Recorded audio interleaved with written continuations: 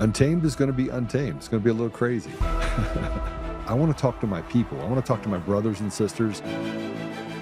We can have grace and humility in how we interact with other people.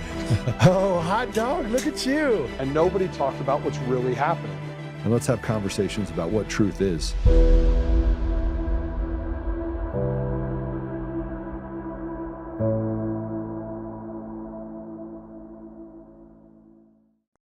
We don't have any resemblance to a government that believes in a republic. We don't have honest money. We don't have integrity. We don't even have people in Washington that even pretends, that you're supposed to tell the truth. Remember just recently there was a congressperson that won, and he won by putting on his resume just a bunch of lies. and the other ones got hysterical. The other congressman is telling lies like this. And I got to thinking, well, how many of these people that were complaining about this guy telling lies, how many of them lied when they raised their hand up and swore to uphold the Constitution? Now, that's a lie that really has consequences. Actually, you could probably make fun and make a little joke because his jokes weren't, everybody knew he was fibbing, but the real lies are being told, and that is our big problem. But I do believe there has been a coup, and it's been taken over. And if I want to just put the date in my mind, and anybody could pick probably any date in the last 100 years. But I have picked November 22nd, 1963. What happened on that day? That was the day Kennedy was murdered by our government. Wow. By the CIA. Yep. And at the time, I remember matter of fact, Kennedy was killed in Dallas, but he landed at Kelly Air Force Base, and I was the flight surgeon there the day before, and I was aware of this trip. So this was a big a big thing, and those early years, which we talked about a lot, especially the first year or two. Oh, Oswald did it. Oswald did it, and then and, the person they talk about most is Allen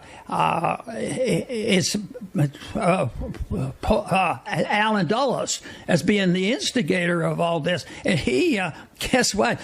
LBJ immediately said, we have to investigate this. The president has been assassinated. What? They never used the word coup. So he's been assassinated. So guess who he puts? There were 7 on the commission, and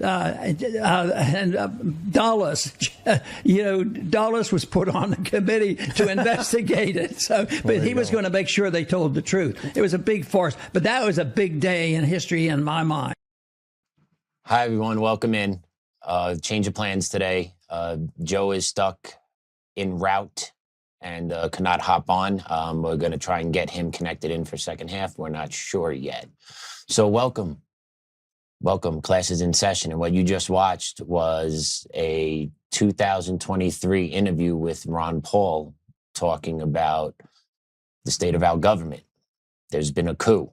We don't have any resemblance to a government that believes in a republic. We don't have honest money. We don't have integrity. We don't have people in Washington who even pretend to tell the truth. And then he dates that back all the way to 1963 with the assassination of John F. Kennedy, which is interesting. I remember growing up, I was fascinated with the Kennedy assassination. Elementary school. The movie JFK came out. I didn't see the whole movie, but I saw parts of it. I'm not sure how, when, but I got really interested into the Kennedy assassination. And I even knew then that it didn't make sense that one person killed him with just watching that video. Now comes out later that, there could have been, the driver could have shot him now with this supposedly secretive, the real video that's out there. I don't know. But the bottom line is I was always intrigued then, not knowing what I know now, which is our government is complicit in everything. And we basically do live in a time of engineered misery. Like everything that we're dealing with today is a direct response to the policies implemented by our leaders that are selected through this machine that props up the machine and the agenda and stifles the American people and their voice and their rights. If you think about it, we're a shell of what we once were in this country. Right? This country was originally founded freedom of religion, merit-based, raising a family, right? Basically creating a structure of I can live my life in peace, You leave me alone, government. You don't come take from me. I'm not going to abuse you. You don't abuse me. But we create this balance where I live peacefully and I'm able to provide for my family. And that was a rallying cry that millions of people heard throughout the world when America was founded. And then we created a civilization here. We created America, right? We took everyone in. And there's arguments now. People are like, well, we're turning against our values, being we don't want immigrants here. No, the credence of coming to America, give me your tired, give me your broke, give me your downtrodden, right? Give me everyone coming here, right? It doesn't say give me everyone to come here so I could take care of them. It's yearning to be free coming here, right? Like we forget that part. People are coming here to be free. Right. And with that becomes the intrinsic motivation to become part of the nation that is giving you that liberty. But somehow, what our nation was founded on, that spark of revolution, that spark of independence, that spark of government, stop abusing me, stop taking from me, stop holding me down, basically the FU to the government, that has now been flipped on its head by our own government. And it's done because these leaders that have been put in place have not been put in place to reflect the will of the people, but actually to reflect the will of the bigger machine behind it, which is crippling the American folks. And everyone can feel it every day. We talk about it on the show every day, but every day, people that you just look at the exasperation on people's faces. People are tired. People are frustrated. People are annoyed. People are concerned about their retirement. People concerned about where their kids are going to go to school and what's going to happen to their kids, the indoctrination of their kids. People are concerned about the safety in their neighborhoods. When you have judges that are consistently releasing repeat criminal offenders on the street, that guess what? Oops, they reoffend. But we're not allowed to talk about that. And those judges aren't allowed to be held accountable for that because they have immunity.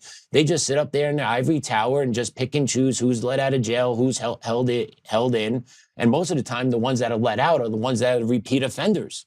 The first-time offenders, the ones that commit white-collar crimes or just to make an example out of, those people become the sacrificial lambs. Right? If you think about it, everyone's talking about Fauci this, Fauci that. Fauci pled the fifth 111 times on, yeah, he did, because he knew, right? It was a disgrace. And people are like, well, it doesn't matter. He has a presidential pardon. Nothing's going to happen to him anyway. Not necessarily. If there's actually anything we could learn from the Tina Peters situation, presidential pardons are not respected at the state level. So what we actually need to have is a state attorney general with some nuts to start charging Fauci and all those other people that, quote unquote, got the auto pen presidential pardon. That's great. Your pardon of federal crimes across the board, great. Well, if it's a federal crime, chances are state crimes are going to be tied to it. So it's up to these state district attorneys that no one's talking about, no one's looking to implement, but these state DAs need to actually start going out there and doing the job and locking these people up that actually got these, quote unquote, pardons, because we are living in a lawless society. These people are allowed to do whatever they want. There's no consequences. I believe Trump even stated that he's going to respect the auto pen pardons, right? And it's simple because he's going to probably do the exact same thing out the door, right? So you got to keep the cartels got to keep pushing. Someone's got to break these cartel cycles. So we have 50 states. 29 of them, I believe, are Republican-led, Democrat. I forgot the split, but we need that. What's left of the Republican AGs, whoever has the willpower to actually start pressing charges on those that have not been charged by our federal government. Either change yourself, put the pressure on the local AGs in your state to, hey, let's look into this. But we're a shell of what we are because no one's ever held accountable. The only people that are held accountable are us, and we feel it every day. Inflation has not really cooled. Gas is about $4 a pop. And think about it. If gas was $4 a pop under the Biden administration, I remember seeing all those little stickers on the gas pumps where you drive around. They were funny as hell. I did that, right? Now look, 4 years later, it's not funny anymore, guys. We got to, no joke, maybe Trump needs a sticker. I don't know. But it's pretty sad where we are. It's pretty sad where we are, right? And we're a shell of what we once were. Everything that our country was founded on has been turned upside down on its head. We're more divided than we've ever been before. But at the same time, we're entertained as ever before. We're lulled to sleep, right? We have our food still, right? No one's starving in this country. All right, no, there's no poor. The fattest people in this country are the poor people. If you actually look around, it's amazing how that works, right? So you have that, you have your entertainment, you got sports going around 12 months a year, you got your podcast still online, you got X, right? You got all these other things that keep us entertained and distracted, not really seeing what's happening before our eyes. And in case you haven't noticed, DSA is infiltrating the Democratic Party. That side is completely sold out to one side. Our side has been completely sold out to another side. And then there's a majority of these two groups that come together and sell out everyone all the time, right? So it depends who we're talking about. Where we're going to now, we're going to talk about Buttigieg and what he's talking about and what he's looking to do if he comes into becoming the nominee for 2028 and all this fun stuff. Let's play cut 2. And mouse, right? Whenever we figure out a way to make sure you can't hide all of your wealth or all of your income from being fairly taxed, very wealthy people will figure out some other place to hide it. Yeah. And then we'll have to develop a new policy to deal with that. I guess my point is that's okay. Too often we have just hesitated to do anything, refused to do anything because it might be hard or because it might not last. Yeah. But if the idea that somebody will figure out a way around this law meant that you shouldn't have the law, that would be an argument against having any law. Mm-hmm. So it's messy. It's hard. But I am sure that if we had a more reasonable rate of taxation on capital gains and on corporate income, and if we made it harder to pass along wealth without, especially inherited wealth, without paying any taxes on it, or some of these other maneuvers like this borrowing thing you're talking about, we would have a fairer country because we'd still have capitalism. There'd still be lots of motivation and lots of reason to innovate and build a business and create jobs and do all the things that very wealthy people have done. And also, we would be out of this doom loop we're in where they're saying, well, we can't possibly have as good healthcare as other countries. We couldn't possibly do something like, I don't know, fast trains here in the United States. We couldn't possibly have rural hospitals be properly funded or public education. Of course we can. This is the wealthiest economy in the world. It just doesn't add up that we can't have nice things. But if we aren't collecting a fair level of taxes, then of course we're going to come up short when we're trying to fund those things. And the biggest thing of all, that numerically that we're facing right now is this massive debt. Now, listening to these people talk makes my blood boil. I don't know about you guys, but it really pisses me off. For the simple fact is they're morons. They're morons with a microphone that are kind of dictating where we're going as a country. All of what he said is anti-American. Everything he said is anti-American, okay? We're talking about penalizing people for being successful. By the way, they always talk about paying your fair share. No one is yet to determine what is their definition of someone's fair share. I'm still waiting to hear that. What is their definition of fair share? And then what percentage of that fair share do they get to, like, where is it? How much is it? They never talk about it because the end game is to take all of it. That's why they never give specifics, because they can't give the specifics because they will tip their hand. What are they looking to do? They're looking to penalize any type of success in this country. They're not looking to reward individualistic achievement and entrepreneurship. They're looking to crush that spirit, and he says it right there. He's looking to actually hit the wealth tax when you're passing your wealth along to your younger kids.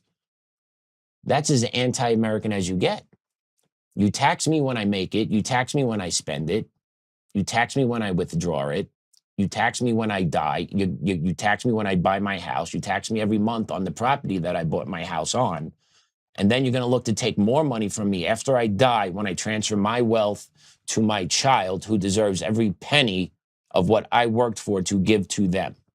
And the reason why people, quote unquote, hide their money is because you people come after every single dime that wealthy Americans make, all while supplementing third world migrants to the tune of $80,000 a year on the average American dime. So basically, you take the average American, actually, that's more than what the average American makes in a year, but that's what you supplement out to illegals coming into this country. How about you politicians actually tighten up our budget and everyone, Doge, notice how Doge went away real quick.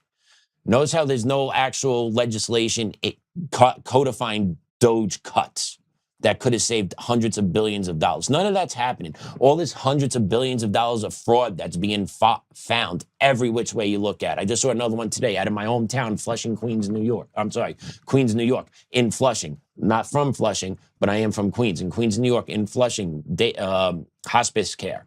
Fraud uncovered again, right? All these millions of dollars that just is just fake, but you know where it really is real? At the end of the day, you're in my wallet, you're in my bank account, because we're the last one at the bottom. We're the one that actually gets the money sucked from us at every turn and never given back to us. I'm 6 months still waiting for my IRS refund check, by the way. Just saying. They're quick to say they held up my refund check for, I forgot, was it $5.12 or $12.50? It was some ridiculously small number. We took care of it. 6 months later, we still haven't got our refund check. But that's how government operates. Make sure they take every last dime from you before giving back what you overpaid over time. Right? Like it's the absurdity of our government. Everything our government does is a manufactured crisis that actually squashes the American people. Like everything they do, everything you experience, it's because of them. Like Joe talks about, the millstone on the chest, it's a real thing. They silence you, they deplatform you, they can debank you, they tax the hell out of you. If they don't like you, they start investigating you. It's simple. And they flaunt it too. It's real obvious what goes on. And everything that we feel, everything we experience, it's not for you to turn to me and say it's your fault, or turn to that person and say, no, it's their fault. The collective up top that just does not care what is actually happening to the American people, because they're not there to do the bidding of the American people. They're there to do the bidding of their special interest and foreign interests that are funding their lavish lifestyles, which in turn leads to the destruction of the American way of life. And they sit up there and talk about like they care. They don't give two shits. They don't care at all. Maybe a handful, maybe 10, right? But they can't be too loud about it, because if you come out too loud about where you stand publicly with the American people and you actually want to have accountability, they come out with the scope. Primary you and take you out. It's happened recently, right? So it just shows you everything that's happening is purposely being done. It's not reactionary. It's all purposely being done. And we feel every bit along the way, right? $4 for gas. Women in men's sports still. Indoctrination still going on in schools. Muslim prayer groups going on in public schools. Equity training's starting to heat up because we're going back to school in blue cities and blue states. I thought we were winning. What's really changed? What's really changed? What's really changed? We stopped the illegal migration at the border, but yet nothing is done legislatively to make sure it's permanent, right? So everything that's being done down there is quickly going to be undone with a pen. Right? So pressure under the Biden administration, release the valve a little bit under the Trump administration, pressure, but right? We're always, no matter even if we win, we lose.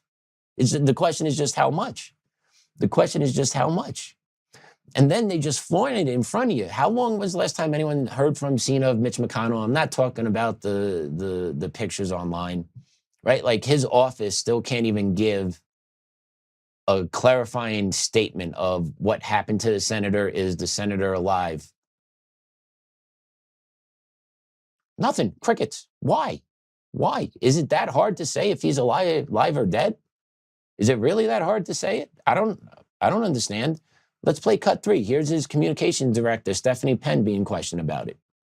Tell us what's going on with Senator McConnell. We haven't had any updates. Is he doing better? Do you by happen to know if he, or can you tell us, did he sign that July 28th letter, or was that an auto pen from your office? I know people in Kentucky are getting frustrated that they have missed over 46 roll call votes, so anything you can provide us on his current status, I think would be greatly appreciated. Do you think it's fair that your office and the other staffers are still getting paid while Kentuckians go without representation? No comment to any of this? All right, thank you. And they don't care because the cartel keeps pushing with silence. They don't care. They don't care. He's missed 46 votes. A medical emergency happened. No word anywhere. That's his comms director. She definitely understands what's going on with him. She's refusing to say anything. She just smirks, keep it moving, making her money. They don't care. And they live because of the money they take from us. They're supposed to be held accountable to us, but they know they're not. They know they're not. They know they're not. They know they are not accountable to us because they just go about their business, strutting and smiling. She's like, yeah, no, he's probably he's brain dead, but you know, I'm not going to tell you that yet. I'm just going to sit here, smile, keep on walking through the halls of Congress because they don't care about the American people. The ones that claim they serve only serve themselves, serve their foreign donors, serve their special interest, right? It's all the same. It's all the same. And think about it. Us average Americans, we don't stand a chance. They talk about fundraising, this, that, and the other thing, right? I care about the American people, but I got to fundraise. And then the American Joe sends in $8 because that's what the average Joe can afford because everything's through the roof. Here you go, $8. And then the special interest cuts a check for 20 mil. Who gets the access? And they'll never pass legislation to outlaw foreign money like that. Never. They won't pass legislation on that. They won't pass term limits. They won't pass the insider stock trading. They won't pass the SAVE Act. They will pass nothing to prove to the American people that they're actually there to do the job for the American people. And then they'll smile about it, become rich about it, hold on to power forever about it, die in office, and then finally burn in hell. But they'll have the run here on earth for a little bit. And if you think about it, if you think about eternity, right? Eternity's forever. You know, suffering down here for 50 to 70 years ain't too bad if you do the right thing. These guys get to live high on the hog for this long, but you know, it's gotta be pretty hot where they're gonna go, right? Like it's been hot here in Colorado, man. Texas, it's been over 100. I'm like, whew. That's hot. And I actually thought about this the other day driving home. I'm like, I don't really put the air conditioner on in my car unless my wife and kid are in there. I usually drive with the window down. I don't know why. I just do. And I just remember thinking the other day, I'm like, yo, it is hot. And I'm like, I can't imagine how hell must be. And then I think about all these ones that should be suffering down there burning alive, well, burning in the afterlife. And it's not just occasionally, it's all the time. It's all the time. So you got to get a good run in on here, I guess, while you're here on Earth, if you know you're selling everyone out because you're going to be burning forever. That's one of my solaces, right? Lindsey Graham. It's like, yeah. Mitch McConnell. It's nice to see the old timers getting out, though. It's nice seeing the old timers finally relinquishing power one way or the other. But, you know, everything we see is a lie. Everything is fake, except the actual pain we feel every day. How about the angel families that have to deal with their loved ones that have been killed because of illegal immigrants that have been in this country, that got driver's license, that are not allowed to drive, can't read the language, but yet get behind big wheels, big rigs, and plow into cars, killing people? Or Patty Fox's daughter, who was left on the side of a road because she was hit off the back of a motorcycle. She survived, but she's a quadriplegic. Right? And then also at the same time, you have illegals that come here, and we talk about this, the money, right? Buttigieg, we got to take from you, take from you, take from you. No. How about you just keep the money with us? How about we stop giving out foreign aid? How much money do we send overseas every year? And how about each state stop sending over foreign aid to countries as well? How about we stop doing that? How about we keep our money in-house? We can't do that because you make money off of that.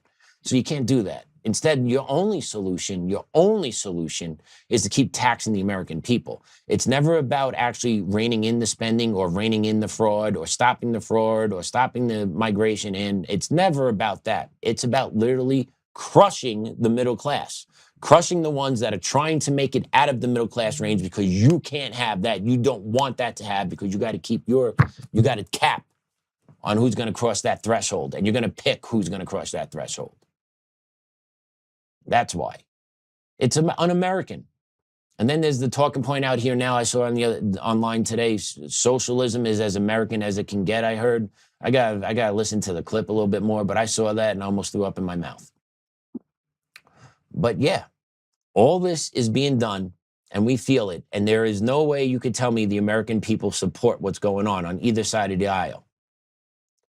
The approval rating in Congress is in the toilet. Honestly, the Trump approval rating isn't much higher than that. But yet, how do these congressional leaders continuously get selected if their approval collectively is in the toilet? It's simple. Stolen elections. It's simple. It is so simple.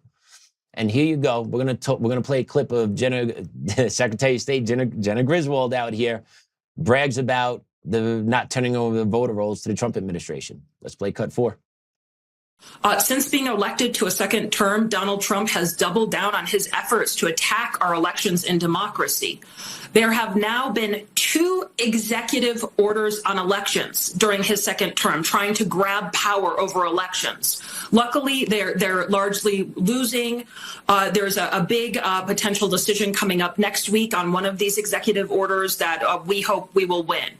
His DOJ is suing many states across the country trying to get sensitive voter data. I told them to take a hike. Luckily, again, the DOJ is losing many of these cases. So we are seeing Trump weaponize the federal government against democracy.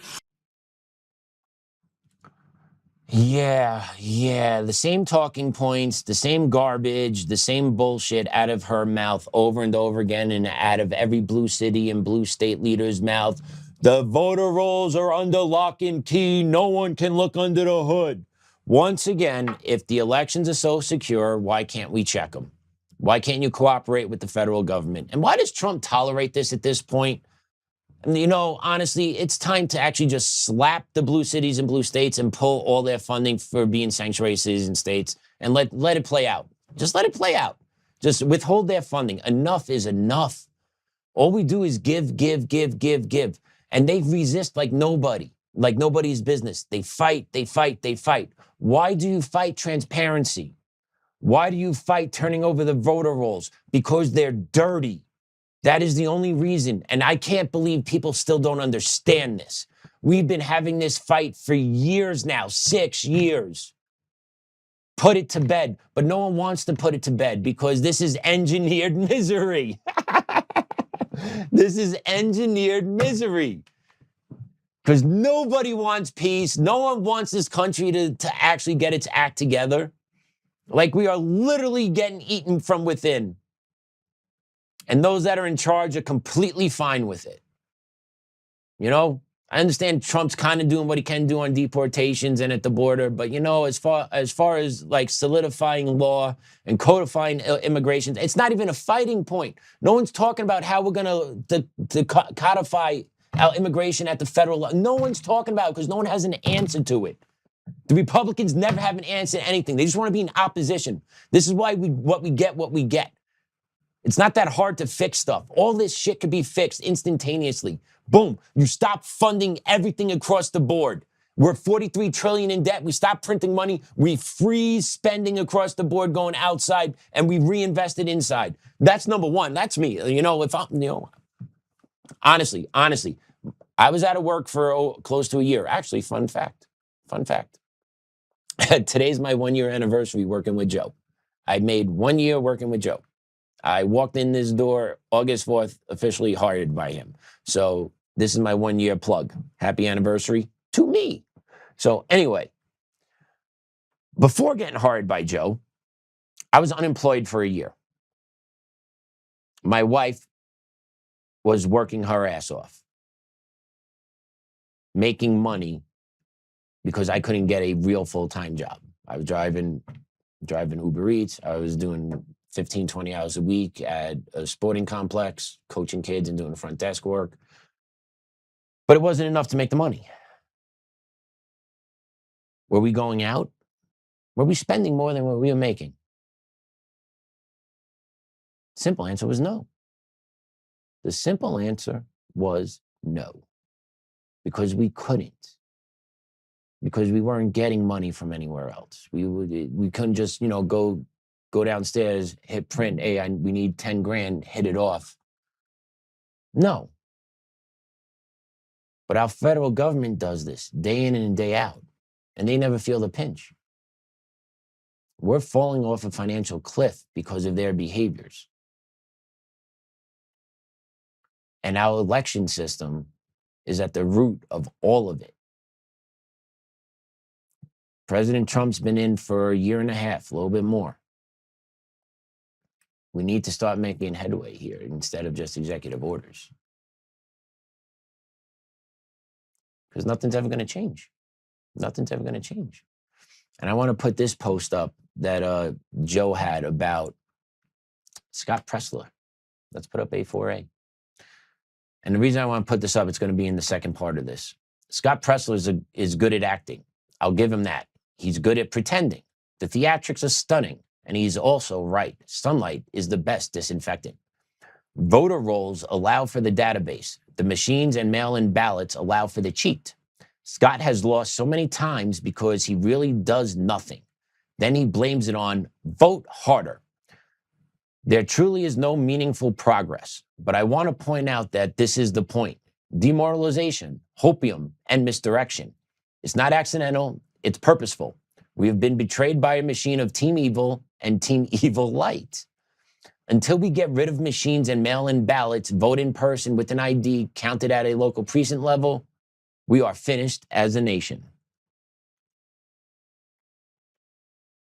And we have leaders of states that refuse to cooperate with the federal government just to verify their voter rolls, to make sure the people that are on their voter rolls are alive, living in the state, and are citizens of this country. It's really not that hard. It's really not that hard. And the sad part is Democrats always decide about oversight and accountability, but yet they want no oversight or accountability when it comes to the election systems. They just hit me with, we're good, we're good, we're good. Meanwhile, time and time again, every time there's a glitch that happens or there's a voter issue that happens, it's happening in blue cities. It is blatantly obvious. And then when we had Peter on here on Friday talking about how the 2020 vote totals have changed consistently over the last 5 years out here in Colorado, every time he goes back in and look at it, different numbers for 2020, different number for 2020 again, right? The numbers are changing. Why? Because they're covering up the crime. They don't want the voter rolls being showed because they know that's one of the missing pieces here. Nothing's real, except the pain we feel every day inflicted on by all our political leaders, top to bottom. And like I said before, if they're a good one, they're quiet about it, or there are a handful of them that fly underneath the radar. But honestly, what good ones are there? Where are they? I don't know. And that's the sad part. That's the sad part. I have no clue where a good one is anymore. Because they all play for themselves and they all play for their team. And their team is anti anything that helps the American people. It's an us versus them. And we're on the shit end of the stick. And what do you do about it? I don't know, right? I get into these conversations all the time, talking with coworkers here. Like, I don't know. People talk about, oh, we gotta go out there. Like, who are you gonna go yell at? Who are you gonna go get, right? Like, it's so hard because what difference is gonna make? The moment you start getting at people in public, they're gonna cuff you up and throw you in this, especially out here. Like, they're gonna do it to you. You know, you could rape and peddle a child before you get locked up, but they'll get you if you go after one of their politicians out here. You know? And I'm not talking physically, not talking violently. I'm just talking yip, yip, yip, yip, yip, making it uncomfortable when they're in public spaces, right? They'll get you, right? We have no recourse anymore. There's no way as Americans to actually get these people, to get the attention of them. They don't care. Micah talked about, you go into hearings, like people that sign up to actually publicly testify. And I know other people that sign up to go publicly testify in front of these politicians where they're holding these public hearings and they're supposedly listening to their constituents. That's what they're doing when people are testifying about life experiences. And they don't care because the life experience that's up there testifying doesn't fit the narrative of what the majority of the state legislature wants. So they don't care. They don't care. You're a peasant. That's what they do. And speaking of peasants and how it works out here at the state level, right? Jena Griswold. And then you gotta check this clip out. You gotta check out what the Denver City Council is debating these days. Really, really, really important stuff being done out here. Let me tell you, with the murdering, with the crime, with the businesses fleeing Denver. I'm glad the city council's got their priorities straight. Let's play cut 5. Think about like my family's history, and my dad was a migrant worker and grew up working in the fields. And so I see this, and I also think of an experience of Colorado and what like my family has experienced. And I'm asking, was there consideration of expanding or broadening to be able to reflect that? No, I think we thought about it in the same way that we did the land acknowledgement in terms of like foundational, like the foundational experience within this country. And so the labor being specific to those that were taken from Africa onto this continent, and that labor being forced. Do you know of another city that names a perpetrator group? So like the phrase at the hands of white Americans. I know that there are a bunch of labor acknowledgments that talk about systems like white settler colonialism, but it doesn't talk about groups. Historically, the family of labor acknowledgments tend to talk more about systems instead of groups. Yeah, so again, the language came from examples from all across the country that we had kind of put together. I would imagine that is probably uncomfortable, but in the conversations that we had, no one had pulled that out specifically to say, hey, can we look at this language and do something differently? Yeah, baby. So the Denver City Council, in case you need to get a recap of that, is debating reading a slavery acknowledgement at the start of meetings, in addition to the land of acknowledgement. To talk about how terrible America is. That's what those people are discussing in Denver City Council meeting, right? That's Denver taxpayer money. That's what it's going towards. Make sure that's happening instead of all the other issues that are going on in Denver: homelessness, crime, sexual assaults, robbery, battery. I just saw a picture the other day, a video the other day, guy walking in downtown Denver at night with an AR on his shoulder outside of a building. That's normal. In Denver it is. You know, DP, you guys should really follow Do Better Denver. That guy really does great, guy or girl, don't know who, really does great work exposing how the Denver government covers up all the bullshit that they try and push out in front of people, that how great Denver's doing when the underbelly is really, really not looking so hot. Denver's financials aren't looking so hot. Safety's not looking so hot. The police are actually ending shifts early to share patrol cars because they don't have enough mechanics in the shop to fix the patrol cars. So that's happening, right? So it's just a hot mess out here in Denver, but yet we got to make sure that's important up there, making sure that we get the slavery acknowledgement part read correctly and written correctly and read correctly before our city council meetings. That's real important. And we also got to make sure we blame white Americans for everything, right? Let's make sure we don't skim over that. We need to make sure white Americans are blamed for everything.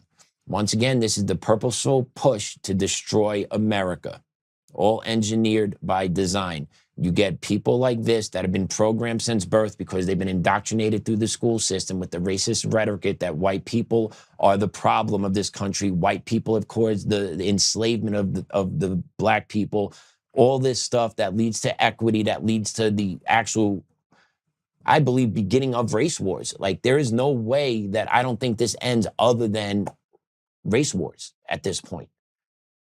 Because if you're a white person and you refuse to acknowledge this, or you just say, I love this country, they see you as the enemy.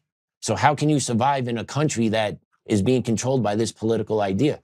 And this political idea is not being rooted out, mind you. It's not. Sorry. It's not being rooted out anywhere, mind you. It's not. It's not being rooted out. It's actually being allowed to fester and to flame up. No one's doing anything about this type of jargon. These people are... Yeah, but guess what? The preaching is still going on. The beating to the drum is still happening. Nothing's being done to stomp these little ashes or these little burnt ends out, because they're not. They're actually fanning up and spreading. They're actually fanning up and spreading because no one's confronting this and no one's doing anything about these people. It's allowed to continue. And once again, I bring it back to yesterday. Like, at what point is it terrorism when it leads to overthrowing the way of life of people here and blaming white people for a crime? How is it not terrorism? Why is it not terrorism? Really got to start thinking about it, because we need to understand what's coming down this beaten path. It will be terrorism. Their language tells you. No one's doing anything to stop it. These city councils, these organizations are passing laws that legitimately put their cities at risk. Prime example, I live in Aurora out here in Colorado, and a friend of the family had an issue, was actually meeting an ex for a custody exchange in the parking lot of where a police station is in Aurora. There's no one working at the police station. There's no one working in the police station. She needed help. They went there and they could not get in. They called dispatch. Dispatch told them that station is closed. We live in that neighborhood. I had no idea the dispatch, it was not a actual functioning police station. So what it's actually used for, cops come in, change, get in the patrol car, go out. That's it. There is no one actually physically at the police station to actually help when it's needed. My wife and her friend had to wait 30 minutes for the police to actually show up when they were in the parking lot of a police station. And mind you, it was a custody issue, and the child in issue is a special needs child. 30-minute response time before the cops even showed up. Okay? But let's let this nonsense keep going on instead of actually addressing the real issues here, which is you allow morons like the Denver City Council, Aurora City Council, Griswold. These people are in power all because of stolen elections that are actually tearing American society apart. Let's call it for what it is, because that's what it actually is.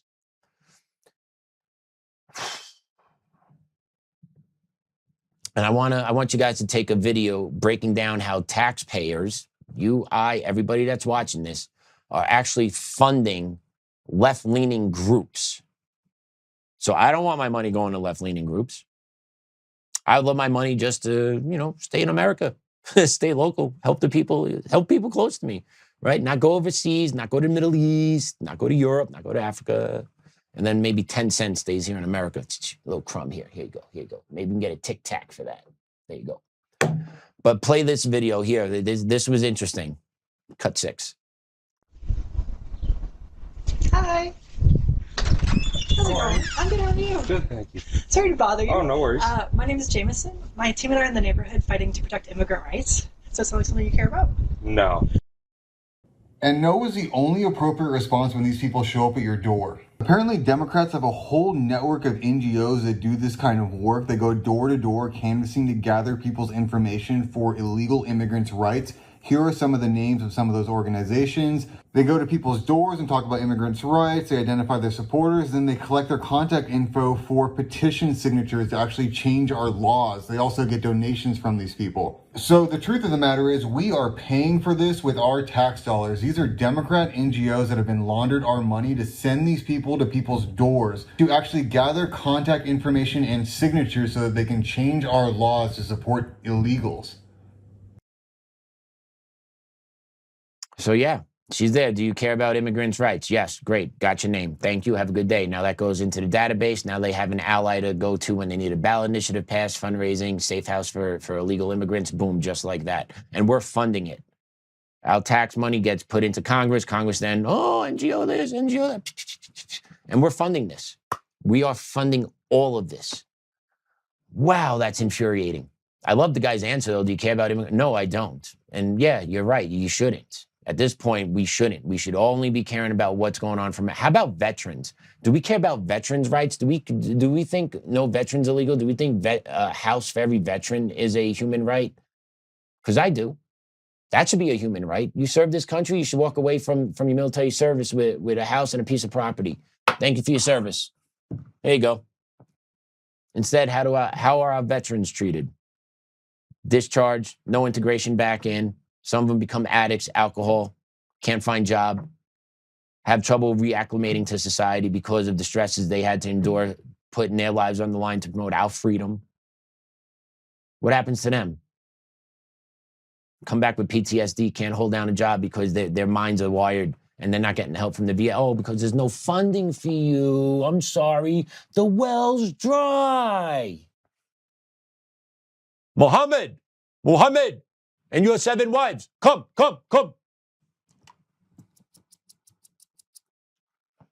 NGO, illegal immigrants, come. That's the reality. Our leaders do that. It's not that hard to cut off the faucet. It's not that hard to redirect the funds. It's really not. And if it's really that hard, but you're dead set about doing it, make it a public issue. Stand on it every day. But they don't, because they don't care. The ones that they say are the most best among us are the ones they spit on to cash their check. No veteran should be illegal. No veteran should be homeless. No veteran should not have immediate medical care when needed. End of story this day and age in 2026. You have people signing up freely to give up their life for this country, and they get back home and they're treated like shit. I'm not saying they should not have to work when they get home or anything like that, but I'm talking about just basic human care because they signed up to do something for us because they love this country. But the people that are getting the most benefit are the people that hate us the most and come here to take from us, and then we hold them up like they're sacred. We have fallen a long way in 250 years. And it's not natural.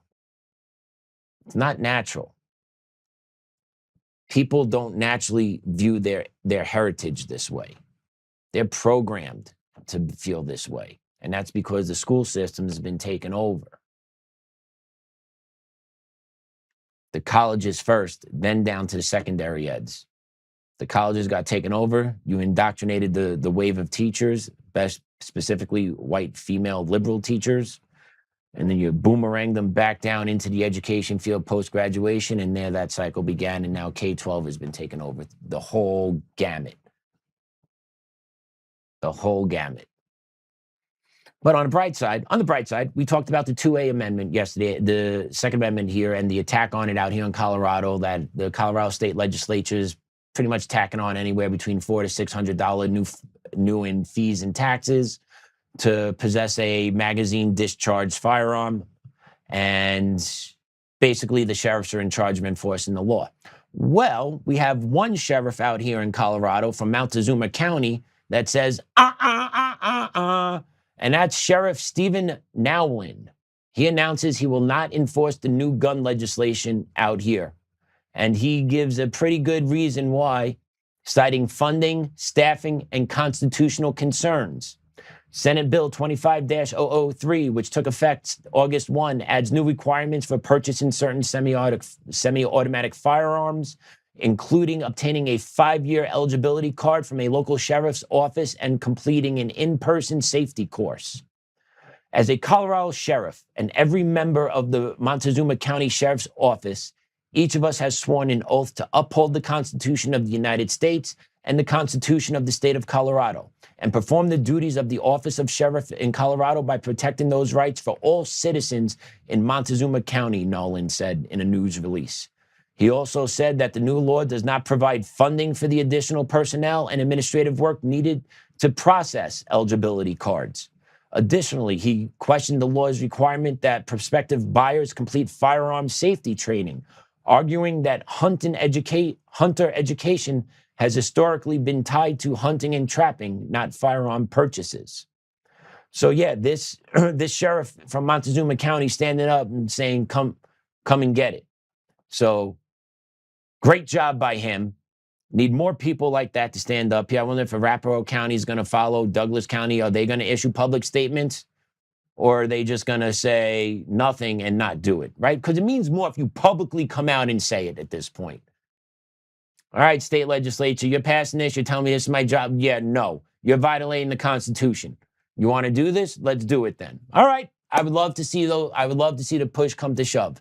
And I am not belittling Montezuma County whatsoever, but he's going to need more weight behind him for it to get national attention. Denver County Sheriff, maybe, if you got some gonads.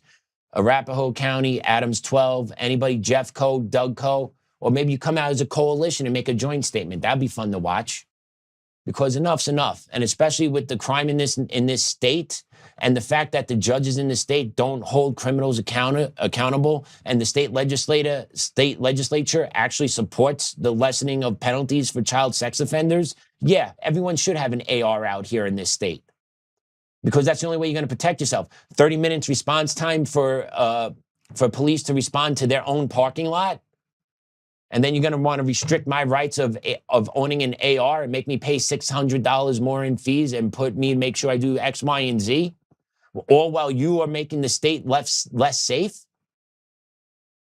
And you're telling me they're not purposely doing all this? You're telling me this isn't engineered? It's all engineered. It's all purposely being done because these people don't give a damn about the American people or the American way of life or the American right to defend themselves or the American right to have freedom of speech or practice Christianity. Because it's an outright war on all of it. And they're openly talking about it now and celebrating it.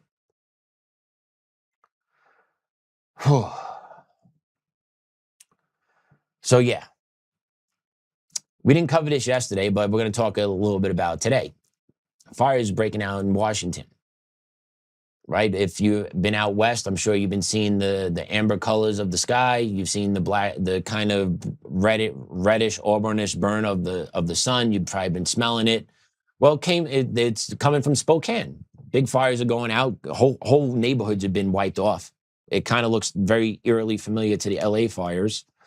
And then you had the governor of Washington come out yesterday, Governor Inslee, and he had to let everyone know what caused the fires. So let Governor Inslee talk about it. He had to evacuate because of these massive fires in Spokane County. The whole state's under threat now. Climate change. You know, climate change isn't some existential global thing. It's our neighbors. It's our friends. We had to fight for them. So yeah, global warming caused all this. Well, newsflash, it wasn't actual global warming that caused it. It seems that they just arrested an arson suspect. Let's put up that post. And there it is. Yesterday, Governor Inslee said the fire in Spokane was from climate change. An arson suspect was just arrested. The arson suspect that was arrested is by the name of Aaron F. Fernucci, a 37-year-old resident of Spokane, Washington. Fernucci was arrested on August 3rd and charged with first-degree arson for allegedly setting the Old Trails fire, the largest of 3 severe wildfires burning in Spokane County. How was he identified? Well, witnesses reported seeing Fernucci standing by the side of the road and kneeling in the grass near where the fire originated. When law enforcement detained him, he was found with waterproof matches and a butane lighter. Prior record, authorities noted that he had a prior 2012 conviction for manslaughter in Arizona. Current status, he's being held on $1 million bond.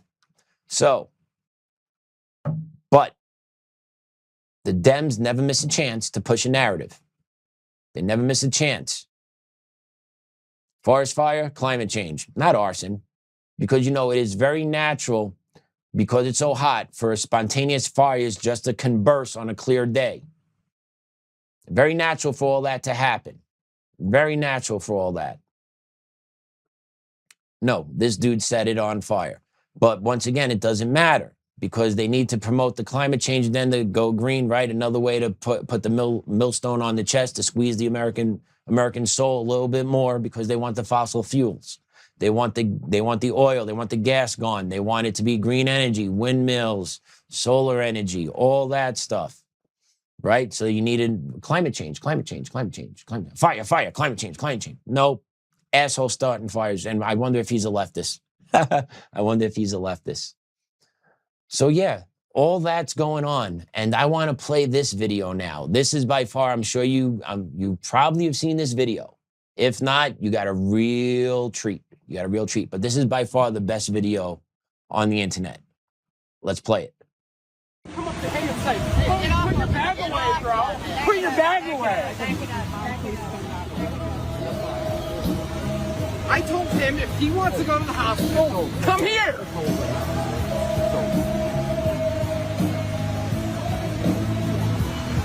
It is over.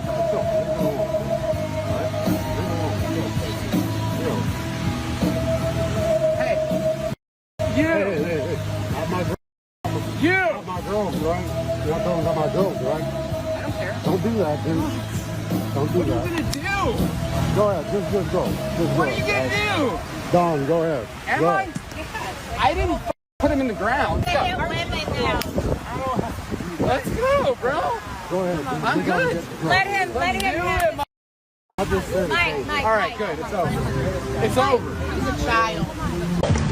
Let's go. Oh, shit. Chair thrower. Wake up. Wake up. Wake up. Yeah. Want you out, Holly boy. Yeah? Try to stay right here.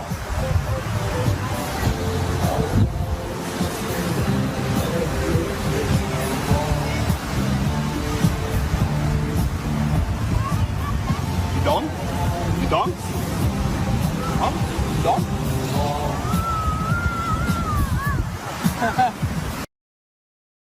So that is by far the best video on the internet today. And to make it even better, the person that got knocked out in that video is Kirill Bassin, and he's a Democratic candidate running for the 2nd congressional district in Hawaii during the 2026 cycle. I think it's safe to say he just ended his political career with that.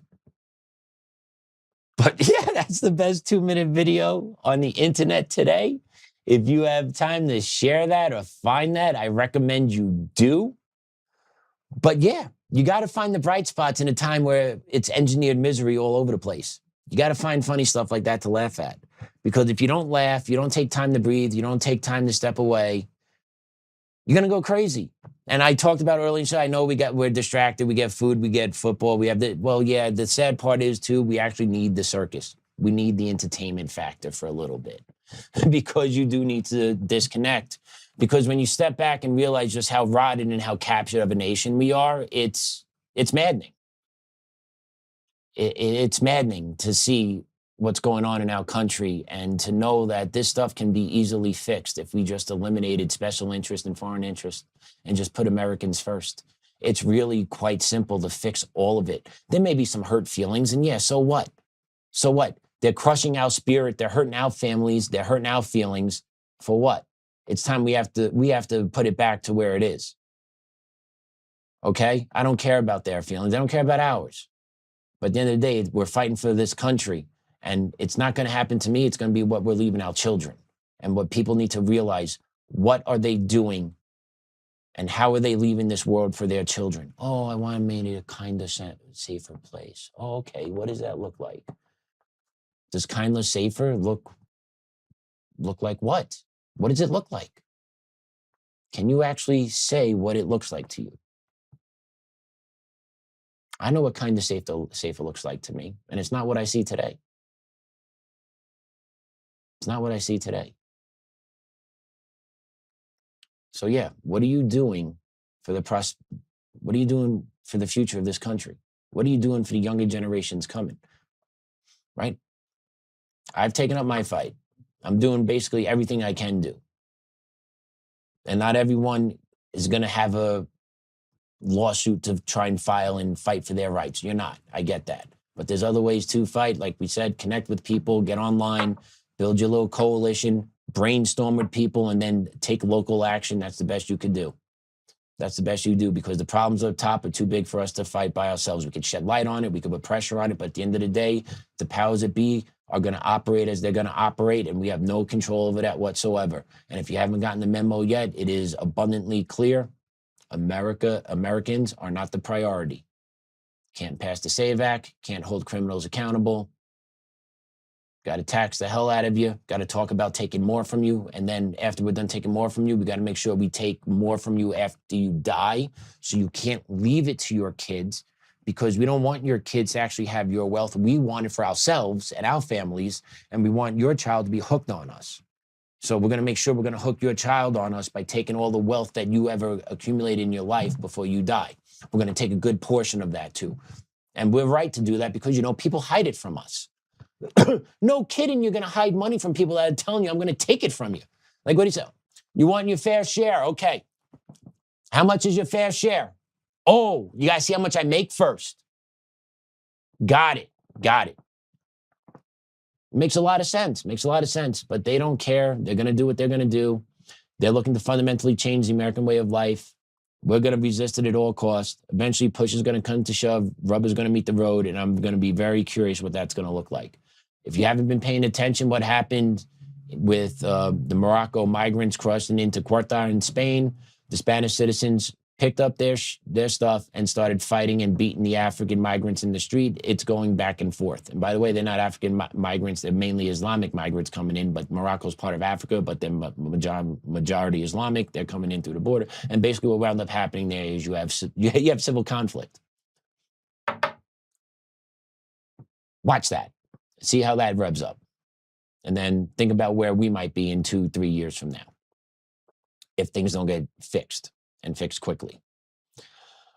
Oof. Well, thank you guys for staying with me today. I appreciate it. This was not expected. I thought we were going to have Halsey English on today. We rescheduled him for later in the week, though. Everything got handled behind the scenes, as this kind of just broke at like 2:02 p.m. Mountain Standard Time today. But thank you all for your patience. I hope you enjoyed it. Hope you learned something. And yeah, just you got to smile when you can, because you have no control over the engineered misery that's being portrayed on us. But what you can control is your reaction to it. And with that, I'm going to pray us out. In the name of the Father, Son, Holy Spirit, amen. Dear Lord, thank you for the opportunity to sit in this chair and talk to the audience and share the message. Thank you, Lord, for my beautiful family. Thank you, Lord, my kids starting preschool yesterday, and me finishing a full year working here. Thank you for the connections I've made and the good people that I now get to see every day and have crossed into my life and my family's life. Thank you, Lord, for the many blessings and providing a pathway forward when I didn't see one for a long time. And thank you, Lord, for America First Legal, as they're fighting for me, and they're fighting for all teachers and the First Amendment in my case. So I thank you, Lord, for providing me their representation and their wisdom and their backing, because this is you need a lot of funds to fight evil, Lord. So I thank you. I thank you for all of that, and I thank you for my life. I thank you for every step I have taken. I thank you for every hurdle you've put in front of me, Lord, because without all of that, I would not be where I am today. And I don't know if I'll be able to do what I'm doing today if I didn't have all of that. So thank you, Lord, for that, because I am happy at who I am, and I'm proud of who I am. And I'm hoping to show that to my kid. So thank you for all that, Lord. Love you, Grandma, Grandpa, Dad. Amen. And the Father, Son, Holy Spirit. Amen. All right, comments. I learned that I need to start an age-denying, smoking, chilling Amish community. That's not bad. Amish people are healthy. They're hardworking. They don't steal. It's not a bad idea. The Amish got it going on. The Amish got it going on. Still ride around in the horse and buggy. You know, what was funny, though, I did see some over the summer up where I was staying, and they were actually using debit cards. I didn't know they were allowed to do that. I swear, they were at the self-checkout at Walmart. I didn't know they were allowed to do that stuff, but I did see it on my travels during the summer. Excuse me. All righty. Other than that, thank you guys for... Thank you, Kristen Dahl. He is not in public school right now. We are in a pre-K that is not aligned with the public schools. How long that's going to last, I don't know, but we're going to try and figure it out. Yeah, but thank you for that. Thank you for that. All right, everyone. Joe should be out of traffic and be on air tomorrow. I believe so. Either way, we'll have another banger. We have a great guest. I believe two, actually, now. I believe we have two great guests tomorrow. I believe Halsley got rescheduled for tomorrow, and I believe Casey's on for tomorrow also. So we got some cool guests joining us. So make sure you tune in. And other than that, everyone, class dismissed.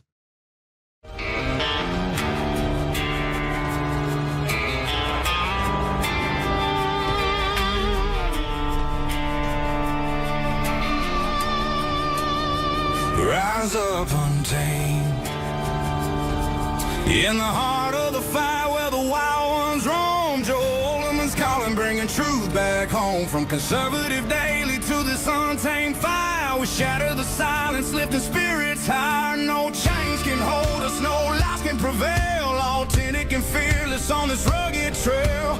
Patriots gather under stars and stripes. Untamed nation. Untamed nation, let the truth roll out in this land of the free. Standing proud from sea to shining sea, we won't back down. Catch the fire, wear the crown. Untamed nation, it's our battle song, motivating hearts where the brave belong. Yeah, untamed and wild, forever strong. Play it again all night long.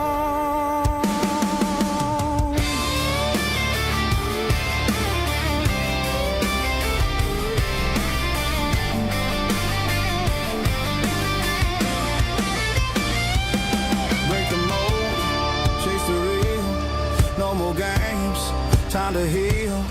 Joe's voice leads the untamed crew. Truth matters through and through.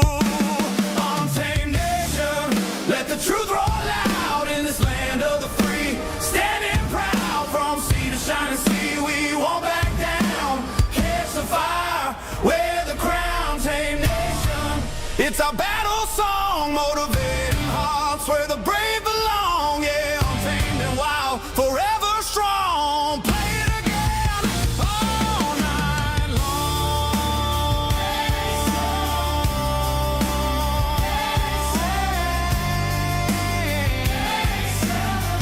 Truth forever.